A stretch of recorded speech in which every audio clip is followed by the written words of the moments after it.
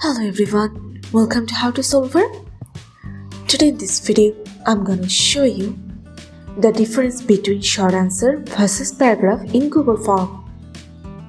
Before starting the video, please subscribe to How to Solver. So, let's get started. Here you can see, I have opened my form. I'm going to show you the difference between short answer and the paragraph by this form. In Google Forms, the short answer and the paragraph question types are both used to collect text responses, but they serve different purposes. So first of all, I'm going to tell you about the short answer. So, the short answer option is the best for collecting brief, concise responses. For example, it ideal for a question asking for a name, email address, phone number, or a one-line answer. Since it's designed for quick input, it works well when you need straightforward information without much explanation. Here I'm gonna show you an example.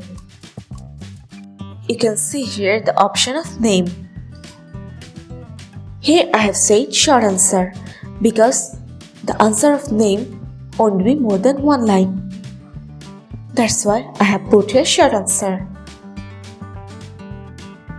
On the other hand, the paragraph option is designed for longer, more detailed responses. It's suitable for open-ended questions where you expect the respondent to provide explanation, detailed feedback, or descriptive answers. This type gives more space for typing and allows the respondent to write multiple sentences or even full paragraphs. Here I'm going to show you with an example. You can see here I have typed here, can you describe your experience with a product? I have put here paragraph. Because this answer would be a detailed information, the customer will give you the feedback with detailed answer. That's why I have said here paragraph. So, use short answer for simple and quick responses, and paragraph for more detailed and expanded answer. I hope you got the answer. So this is the difference between short answer versus paragraph in Google Forms.